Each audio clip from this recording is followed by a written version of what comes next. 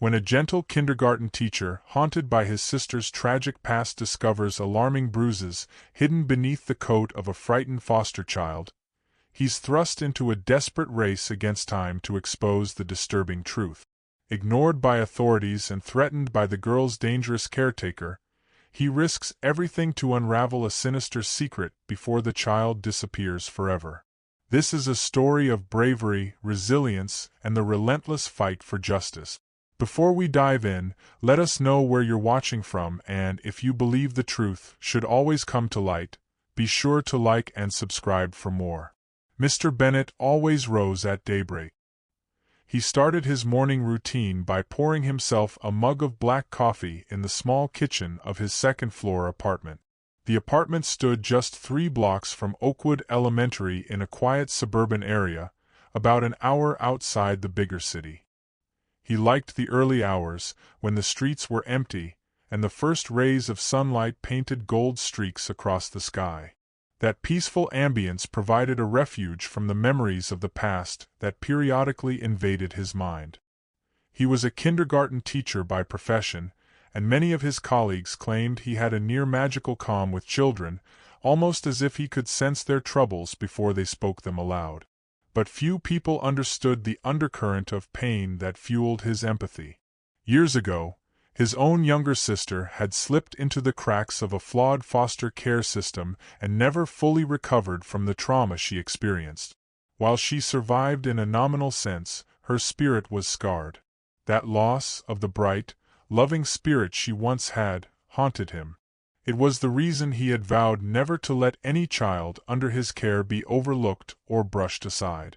He climbed into his compact car and drove the short distance to school, the roads still mostly quiet. A city bus rumbled by, and a few joggers braved the crisp early air. Mr. Bennett parked in the staff lot, greeting the security guard at the gate with a polite wave. He was always among the first to arrive, unlocking the classroom door and flicking on the lights, inhaling that familiar blend of crayons, child-friendly disinfectant, and a faint hint of poster paint. It felt like coming home day after day. That morning was not so different from others, at least at first glance. The children trickled in, many with lunchboxes decorated with bright cartoons or clutched by tiny fingers. They brought with them squeals of excitement, boisterous chatter about the cartoons they had watched at breakfast or what they hoped to do in art class later that day. Yet amid this happy commotion, a new student walked in quietly with the school counselor. Her name was Lila. She was 5 years old, a small girl with wispy brown hair that clung in slight tangles around her shoulders. She stood close to the counselor, arms wrapped around herself, and a large blue coat zipped up to her chin, unusual for a mild April morning. "Mr. Bennett, this is Lyla," the counselor said. "She's transferring here mid-semester. She'll be in your class from now on." Mr. Bennett knelt down to greet her at eye level. She looked at him for a brief second but almost instantly dropped her gaze to the floor. She mumbled a soft hello that nearly vanished under the sound of squeaking sneakers and giggling children around them. "Welcome, Lyla," he said in a gentle voice. "We're very happy you could join us. You can call me Mr. Bennett, and if you need anything, please let me know." He reached out a hand to guide her toward a row of colorful cubbies where children stored their backpacks and jackets. Lyla followed, but her posture was stiff, and she refused to unzip or remove her coat. Mr. Bennett noticed her face glistening slightly with perspiration. The indoor heating was on a low setting, just enough to keep the room comfortable, and certainly, no one else was wearing a coat. Her bright blue coat appeared 2 sizes too large, hanging on her slight frame like a thick curtain. "Would you like to take off your coat?" Mr. Bennett asked. "It might be more comfortable while you're playing and doing activities." She pressed her lips together and shook her head. "Mommy says it stays on always," she whispered. At the time, Mr. Bennett merely nodded in acknowledgement. Many children had quirks. Some arrived with comfort blankets or refused to part with their stuffed animals.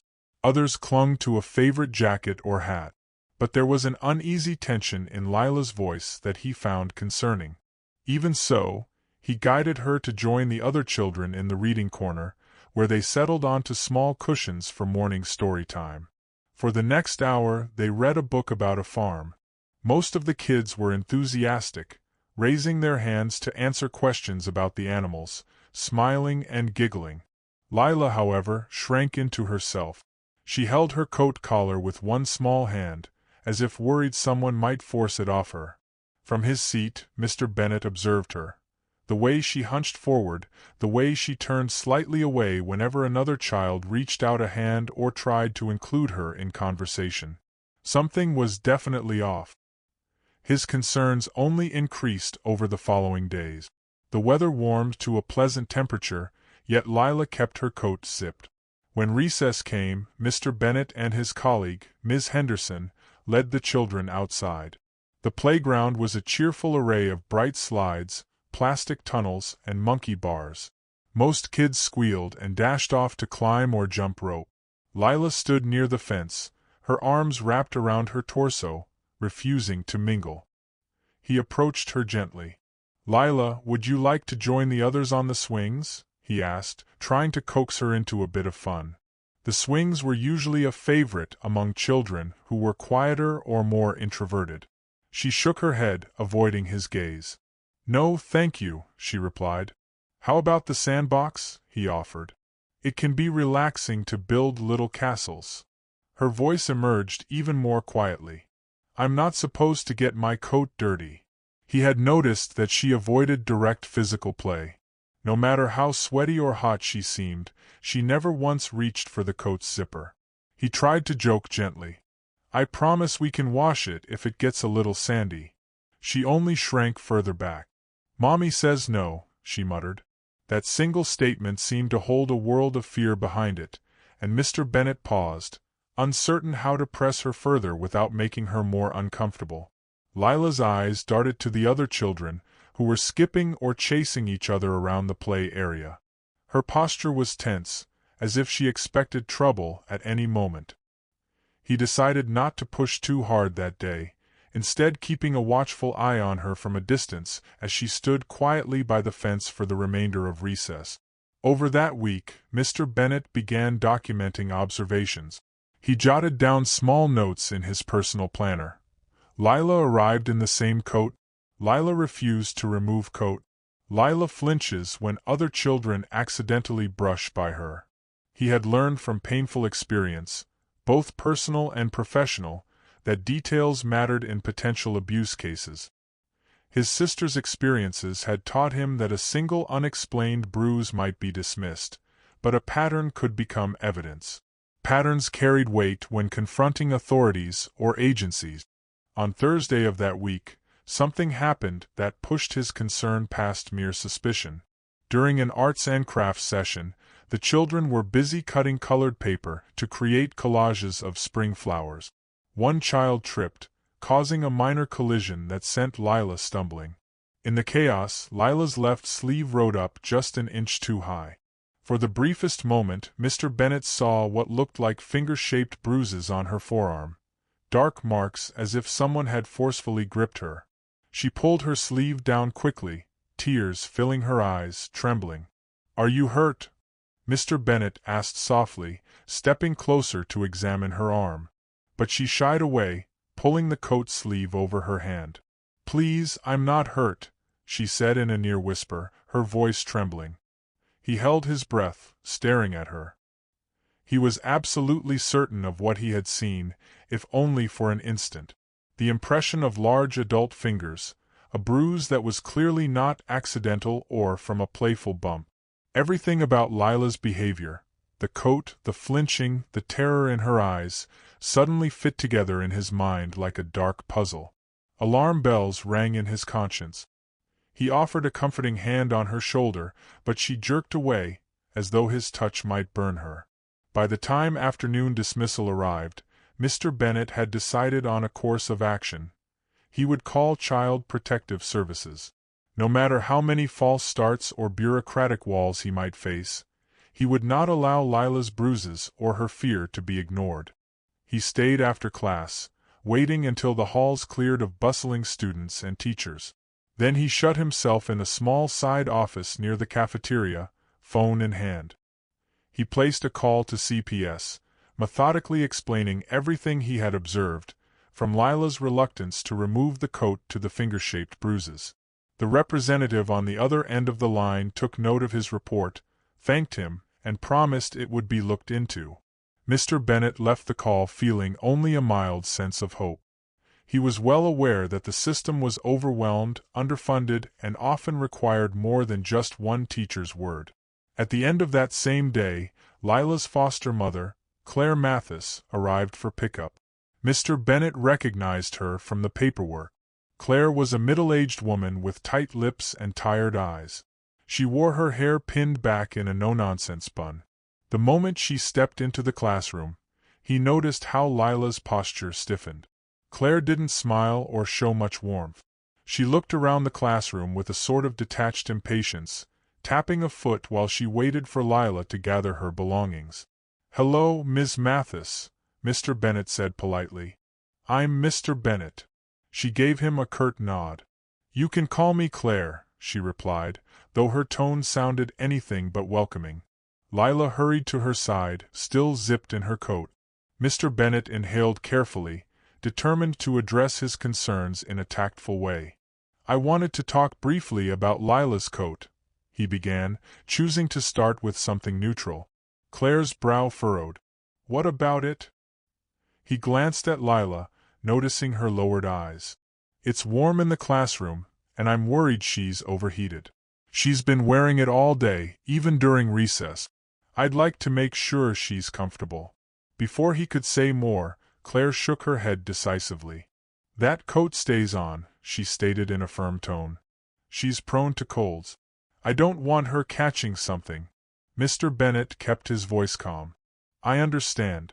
However, it does get quite warm in class, and the other children don't keep their winter clothes on inside. Lyla might feel better if she'll wear the coat," Claire snapped. Her eyes narrowed as if challenging him to continue. "Is that all?" He hesitated, trying to keep the conversation courteous. "I've noticed a few bruises on Lila's arm. I just wanted to ask if she's had any accidents at home. I'm concerned." Claire's expression hardened. "She's a clumsy child. Falls easily," she said quickly. "Kids bruise all the time. Are you accusing me of something, Mr. Bennett?" He was taken aback by the sudden aggression in her tone. "No, of course not," he said gently. "I just want to ensure Lyla is safe and well." Claire glared. "If you have a problem with the way I care for my child, maybe I should speak to the principal." It was a thinly veiled threat, and Mr. Bennett felt the tension spike in the air. He forced a polite smile. "I'm just looking out for her. That's my job." Without another word, Claire grabbed Lila's hand and turned to leave.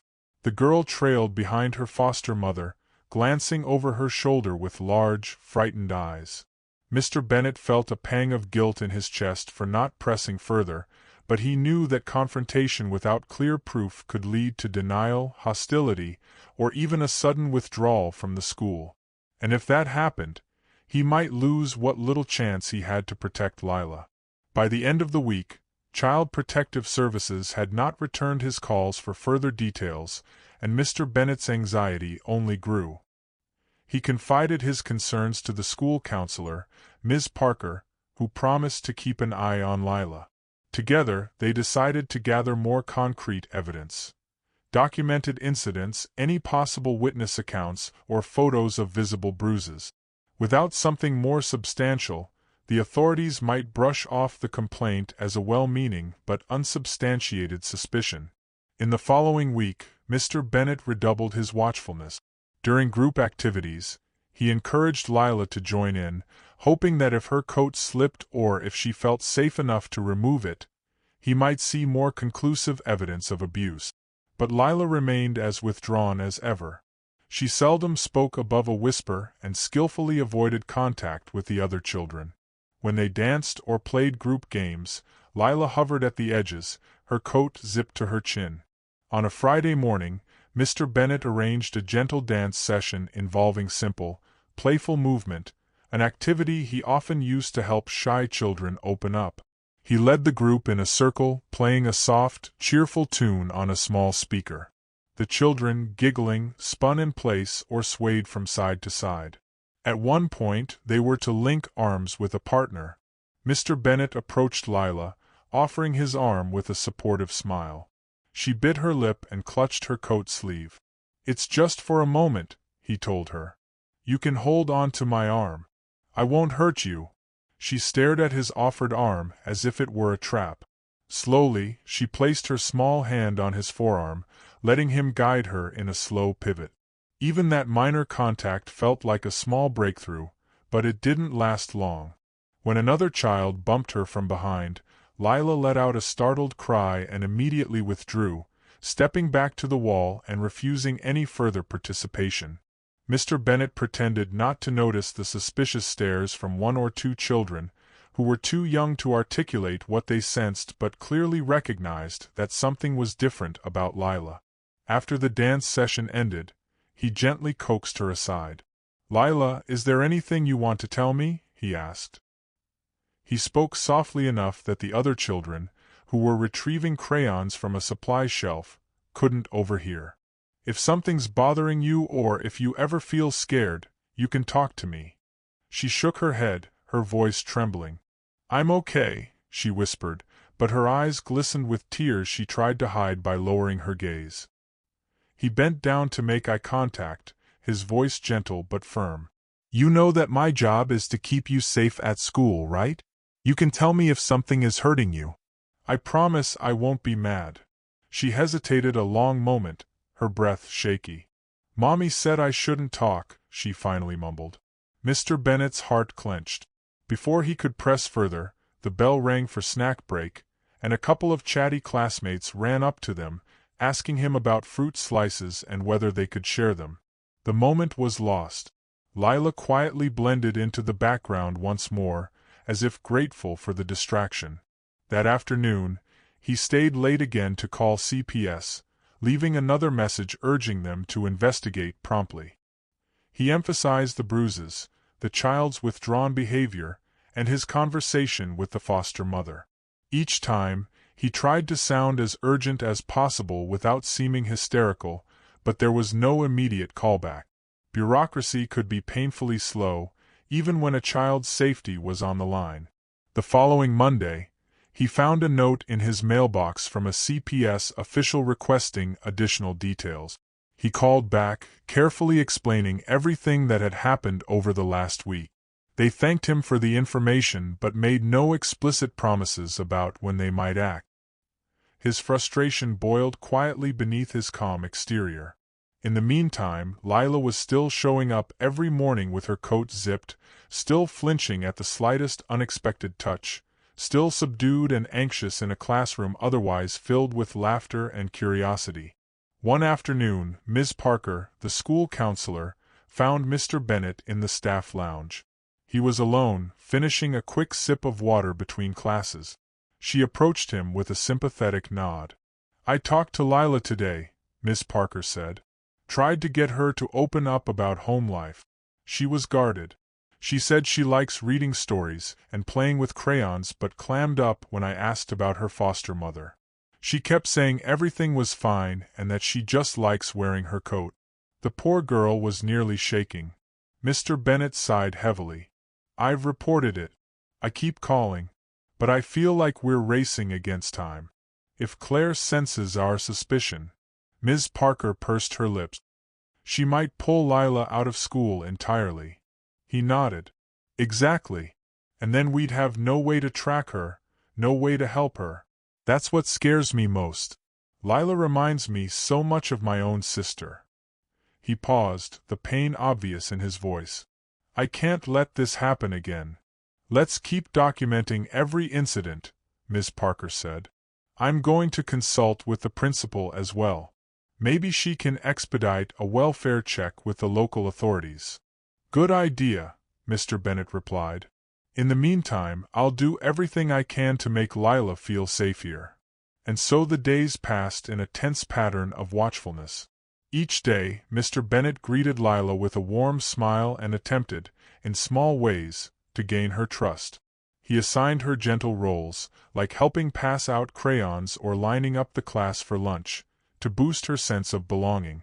At times, she managed a small smile in response, but always she remained vigilant, as though expecting trouble at any moment. He also noticed she avoided using the school bathroom unless absolutely forced to. Once, near the end of the day, he realized she hadn't taken a single bathroom break. Concerned for her physical health, he quietly asked, "Lyla, do you need to use the restroom before you leave?" She shook her head, anxiety flashing in her eyes. "I'll wait till I go home," she said in a tight voice. "Are you sure?" he persisted gently. But she only nodded firmly. Afterward, while cleaning up the classroom, he wondered if her reluctance stemmed from the idea that removing even the coat's zipper or partial zip for a moment might reveal bruises or marks.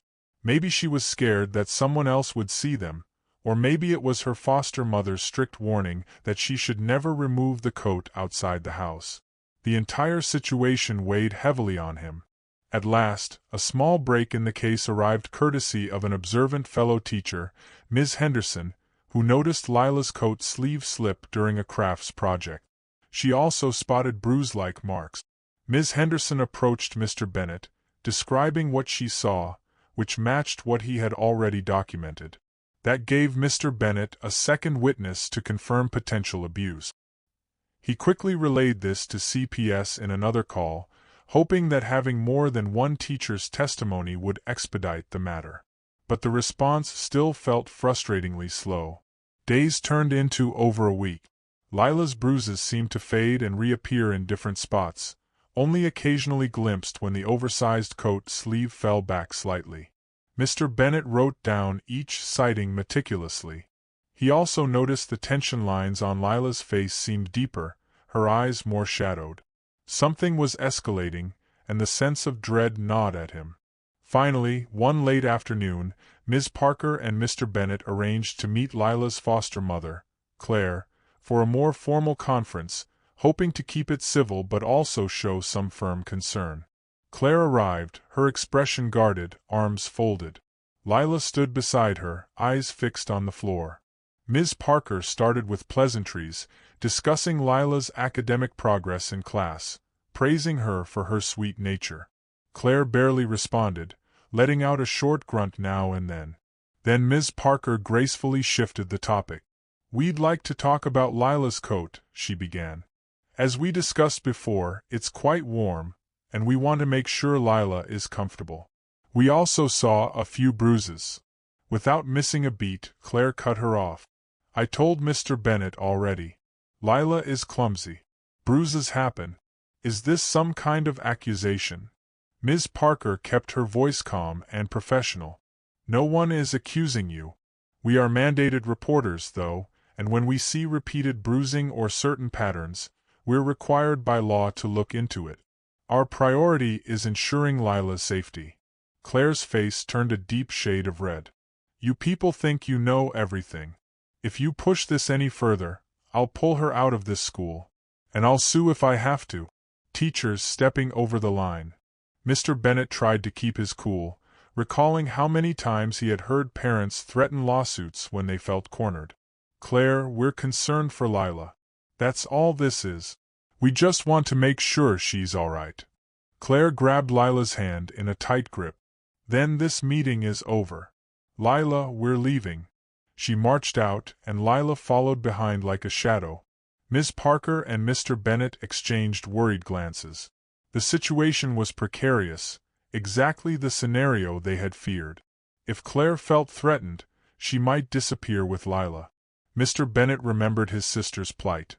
The time she had vanished from schools, bouncing from one foster home to the next, never finding a stable environment where she could be helped. He was determined not to let the same tragedy happen to Lyla. He tried to reassure himself with the fact that his reports had gone to Child Protective Services. They were obligated to investigate or at least pay a visit. Yet as the days rolled by without any official news, the tension only increased. Then one morning, Lyla did not show up for class. Mr. Bennett tried to quell his alarm, thinking she might have a cold, but he felt a deep unease. He checked with the front office, where the secretary informed him that Claire hadn't called to say Lila would be absent. It was simply a no-show. The next day, the same. On the third day of Lila's absence, Ms. Parker approached him, her expression grim. "I just heard from the principal. Claire withdrew Lila from school. A letter came in the mail. No forwarding address, no explanation, just an official withdrawal." Mr. Bennett's stomach dropped. "She's gone?" he asked, voice shaking slightly. "They've just vanished?" Ms. Parker nodded. "The principal is trying to contact Claire, but the phone number we have is disconnected. The address they listed is empty, according to neighbors. They moved out in the middle of the night." He felt a cold sweat break across his brow. This was exactly what he had feared, and it was happening so fast. "We need to contact the police," he said. "We have to report this as a potential kidnapping or child endangerment. Something is definitely off." Ms. Parker agreed. They hurried to speak with the principal, who supported the decision. Within an hour, Mr. Bennett and Ms. Parker made a formal statement to the local police department, explaining the documented suspicions of abuse, the attempt to have the child remain in school, and now the sudden disappearance. The police took their statement seriously, but Mr. Bennett couldn't quell the anxiety that churned in his stomach. "I remember how quickly my sister was shuffled around," he muttered to Ms. Parker after they left the station. "And how easy it was for her foster parent to claim they were moving for innocent reasons. By the time anyone found out, my sister had been through trauma we didn't even know about until much later." "We'll hope the police handle this swiftly," Ms. Parker said softly, though her eyes reflected his same concern. For a few days, Mr. Bennett heard nothing. He continued teaching, though his thoughts remained overshadowed by worry. The sight of Lila's empty desk felt like a silent rebuke every morning. Some of the children asked where she was, and he could only say that she moved away. One afternoon, Detective Marquez called the school, asking for Mr. Bennett. She introduced herself in a measured tone, explaining she had been assigned to look into Lila's disappearance. "Mr. Bennett, I have your statements and the relevant files," Detective Marquez said over the phone. "We're beginning a search. It appears Claire Mathis has a history of unstable housing. She moved around quite often, though no prior convictions. I'd like to get all the details you have regarding the child's injuries and your interactions with Claire." He was relieved to hear from a determined-sounding detective. He poured out every detail to her. The bruises, the coat, the child's fearful behavior, the confrontation with Claire, and the final abrupt withdrawal. Detective Marquez took notes, occasionally asking clarifying questions. "Thank you," she told him at the end of the call. "We'll be in touch if we find out anything or need further information." Hope flickered in Mr. Bennett's heart, but part of him remained afraid that time was running out. The memory of his sister's broken spirit propelled him, reminding him of the stakes. Lyla had no one else to fight for her. A week passed without major developments. Then, out of the blue, Mr. Bennett received a call from Detective Marquez. "We have a lead," she announced. "Claire Mathis may be heading north. There's a trail of receipts from a large camping supply store about 2 hours from here. A manager there remembers a woman matching Claire's description. She bought gear that suggests she was planning an extended stay off the grid." Mr. Bennett's pulse quickened. "So she's taking Lyla somewhere remote?" "That's what we suspect," Detective Marquez said. "We're also looking into any property that Claire might have ties to. However, we still don't have anything definitive. The phone number is disconnected, and the few relatives we tracked down claim they haven't heard from her. It's possible she's intending to stay in a secluded location. If she's harming the child, that puts Lyla at significant risk." A burning sense of urgency surged in Mr. Bennett. "Please, let me know if there's anything I can do." Detective Marquez hesitated. "Right now, we're checking her known associates and old addresses. We might issue a missing child alert, but since she's a foster mother who withdrew the child from school, it's complicated. I advise caution if you personally try to investigate." Let us handle it. Mr. Bennett murmured agreement, though he knew he wouldn't remain idle. He could not wait passively while the wheels of bureaucracy turned. That evening, he found himself sifting through old online directories and local property records. He still had a few leftover skills from helping track down foster families in his sister's case. He discovered that Claire once lived in a rural township to the north, though much of the information was outdated. He reached out to Ms. Parker and Ms. Henderson, explaining the detective's update. Ms. Henderson admitted she knew little about detective work, but she wanted to help any way she could. Ms. Parker, likewise, was supportive but believed they should let the police do their job. I understand, Mr. Bennett said. But what if time is running out, and Lyla is in a dangerous situation as we speak? Ms. Parker placed a hand on his shoulder. I know how personal this is for you. But we can't become vigilantes. He nodded, knowing she was right on some level. Still, his instincts screamed that Lyla needed immediate intervention. Days slipped by, and each day Mr. Bennett reached out to Detective Marquez. He asked if there were any new sightings or leads. She told him they had circulated flyers and spoken to local authorities in smaller towns along the highway heading north. She asked him to stay patient. One morning, the detective called him with a flicker of real progress in her voice. We've got something. A local convenience store far north captured surveillance footage of a woman matching Claire's description. The child was with her, wearing that same blue coat. The store clerk said Claire paid cash and seemed anxious. She asked for directions to a more remote area. That region is dotted with old cabins and disused hunting shacks. We think that's where she might be hiding out. Mr. Bennett felt relief that Lyla was at least alive, though dread churned at the thought of a frightened child alone with an abusive caretaker in the middle of nowhere. How soon can you get out there? He asked. We're organizing resources now, Detective Marquez replied. This is a large area to search. If we're lucky, we can find them quickly. Luck, however, did not immediately favor them. The search dragged on, complicated by rugged terrain and limited lodging in those remote towns. It rained for several days, turning back roads into muddy quagmires and delaying any thorough search. Mr. Bennett, restless and worried, found himself daydreaming about Lila's fate during his class sessions, though he tried to keep teaching with his usual gentle calm. One afternoon, Ms. Parker brought him an update from Detective Marquez. A local saw Claire's car near an abandoned shack, Ms. Parker explained. The police are moving in soon. He released a breath he hadn't realized he was holding. Finally. Is the area secure? They're being cautious, Ms. Parker said. They don't want Claire to flee again. But flee she tried. As the police approached the property, a small, dilapidated structure hidden among tall pine trees, Claire apparently caught wind of it. In a frantic attempt to slip away, she nearly managed to sneak out by a back trail. The officers cornered her, though, and brought her into custody, charging her with child abuse and potentially with kidnapping if she was unauthorized to remove Lyla from the state's care. Amid the confusion and scuffle, Lyla was discovered inside the shack, cowering in a dark corner, her blue coat still zipped tight despite the heat of the small space. The child was bruised, terrified, and dehydrated, but alive. When Detective Marquez informed Mr. Bennett that Lyla was safe, he felt tears burn the corners of his eyes. He drove to the local hospital where Lyla had been taken for a medical exam.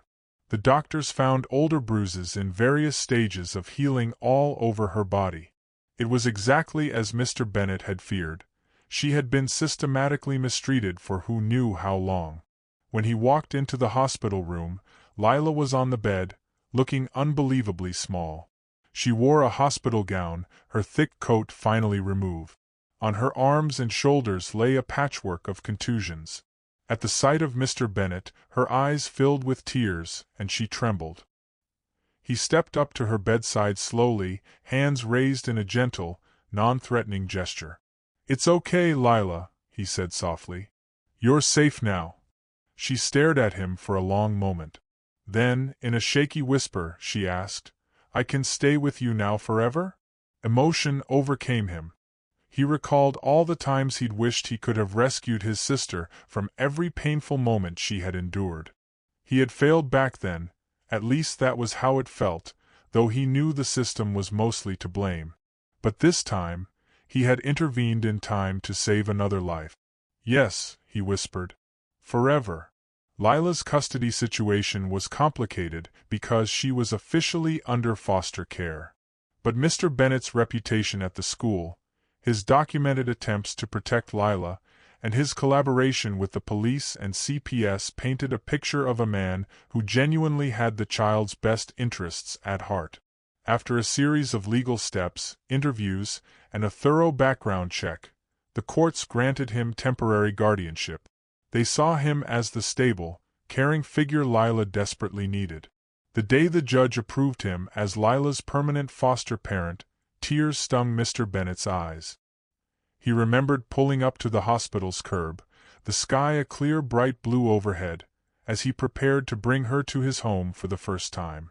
Lila clutched a small stuffed bear the nurses had given her, her eyes wide with a mix of fear and tentative hope. At last, he led her through the door of his modest apartment, telling her, "This is your home now, too." Over time, Lila slowly began to heal. She attended therapy sessions arranged by CPS, working through the lingering trauma of abuse. She had nightmares at first. Mr. Bennett would hear her whimpering in the small guest bedroom he had decorated with bright cartoon posters. He would rush in and gently wake her, assuring her it was only a bad dream. On several occasions, she woke in a panic, reaching for a coat that was no longer there, as though that thick layer of fabric had become a shield to hide her bruises. But the coat was gone, donated, after much discussion, as a symbolic gesture that her life was moving forward. During those difficult months, Mr. Bennett found new strength in supporting Lila. When she cried or experienced flashbacks, he held her and reminded her she was safe. He cooked simple meals she liked, chicken noodle soup or mashed potatoes, and watched her slowly regain trust in the world around her. He also established boundaries and routines, the same way he did with the children in his classroom, but now in a more personal, paternal manner. Lila responded to consistency and gentleness. She started smiling more, and the bruises on her arms eventually faded, replaced by the normal scrapes and bumps any energetic 5-year-old might acquire at play. As time passed, Lila re-enrolled at Oakwood Elementary, now a legitimate resident in Mr. Bennett's district. This time, she walked through those doors without the suffocating coat. Some of the other children recognized her and ran up excitedly. She still flinched a bit at sudden contact but managed to smile shyly. Mr. Bennett watched from a short distance, tears of pride gathering in his eyes, because this was what he had always dreamed of doing. Giving a child a safe place to learn and grow, ensuring that no one fell through the cracks like his sister had. Her presence in the classroom was a daily reminder of why he taught. When Lila joined group activities, or when she laughed with classmates over silly puppet shows, he felt an immense sense of accomplishment and relief. The progress was gradual, but it was real.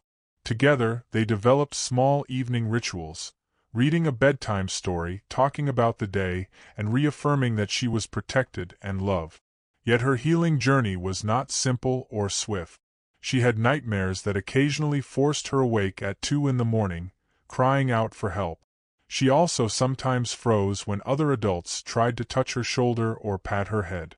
There were days she retreated emotionally, refusing to speak much. Mr. Bennett recognized these signs of trauma. He patiently guided her, speaking to her therapist regularly to ensure she had the appropriate support. Step by step, she learned that life could be stable. She began letting friends into her world. About a year later, in a small ceremony at the local courthouse, Mr. Bennett officially adopted Lila. She wore a modest white dress for the occasion, and though her posture remained slightly timid, she clung to his hand with a radiant smile that reflected trust and affection. The judge presiding over the hearing shook Mr. Bennett's hand afterward, offering a few words of encouragement. Lila's smile grew even brighter when she realized she would never again have to return to a place where she was hurt and terrified. Over the next years, Lila blossomed academically and socially. She learned to ride a bike, paint colorful pictures, and join her school's choir. On the playground, she became a calm presence, often approaching the shyer kids and encouraging them to play. It was as if the empathy she had gained from her own struggles helped her identify and reach out to those who might be hurting. Mr. Bennett watched her transformation with pride that filled his heart. He had changed her life, yes, but she had also changed his. Ever since losing his sister to the emotional turmoil of foster care, he had felt a sense of guilt he couldn't quite articulate. By saving Lyla, by becoming her permanent family, he felt as though he had found some measure of redemption. His sister's story was still a part of him. She was still around, though living a quieter life, not fully healed. But Lila's story was blossoming into something that gave him hope for the next generation. As Lyla approached adolescence, she reflected on how far she had come. She recognized the significance of Mr. Bennett's intervention, the risk he had taken in pursuing the truth, even when the authorities initially brushed off his concerns. In time, she learned about the legal steps that had brought Claire to justice. Claire served time for child abuse and kidnapping, and after her release, had to abide by a strict restraining order. Lyla discovered that Claire had told bizarre stories about how she was protecting Lyla from a cruel world, but the evidence of harm was irrefutable. In high school, Lyla spearheaded a campaign for better teacher training in recognizing signs of abuse. She gave a small presentation in front of the school board, speaking confidently, though her voice wavered with emotion when she recounted her own story, omitting the most painful details but emphasizing how essential a vigilant teacher I could be. Her words had a profound impact. The board decided to implement more robust workshops and guidelines for educators and counselors, ensuring that subtle indicators of abuse would not be dismissed in the future. From the sidelines, Mr. Bennett watched proudly, tears in his eyes. He remembered the little girl in the oversized blue coat, trembling and silent. Now she was a fierce advocate, speaking up for kids who couldn't speak for themselves. In that moment, he felt that everything had come full circle, and the painful cycle of neglect he had once feared to be unstoppable was finally broken. Some years later, Lyla went on to college, choosing to major in early childhood education. She told Mr. Bennett, "I want to be like you. I want to protect kids." He smiled, overwhelmed by gratitude that she had transformed her traumatic experience into a passion for helping others. The cycle of abuse had given way to a cycle of compassion and vigilance. As time rolled on, Mr. Bennett found contentment in seeing Lyla flourish. She visited him often during her college breaks, and she remained a vital part of his life. If he occasionally worried he had not done enough, he only had to look at the young woman standing before him, strong and empathetic, dedicating her future to ensuring that no hidden bruises would be overlooked. In the end, Lila's once secret scars became a source of strength, fueling her commitment to justice. Mr. Bennett's own painful memories of his sister finally found some healing in the act of rescue and adoption. For every tear Lyla shed in those early days, 1,000 smiles had replaced them, shining proof that love, patience, and determined advocacy could change a life. Mr. Bennett took a final sense of pride from the knowledge that he had accomplished exactly what he promised. He had ensured that one more child would never feel invisible or unsafe again. He was reminded of that promise one evening when Lyla, about to graduate from college, sat across from him at his old wooden kitchen table. They were sipping hot cocoa, reminiscing about the past and discussing her future classroom teaching plans. She glanced out the window, where the last trace of sunset glowed on the horizon, and her eyes gleamed with both seriousness and warmth. "I still remember how scary it was, Mr. Bennett," she told him, her voice steady. "Sometimes I get upset thinking about all the kids who might not have had a teacher like you to step in. I want to be that teacher for them." He reached across and squeezed her hand. "You already are, Lyla. You already are." and in that quiet, humble kitchen, both teacher and child understood that some of the greatest stories of bravery and resilience were forged not in battles, but in classrooms, small apartments, and legal hearings, where one person's determined voice could shine a light on a child's secret bruises and rescue a life from the darkness. Thanks for watching till the end. If you enjoyed the story, give this video a like if you haven't already, and subscribe for more.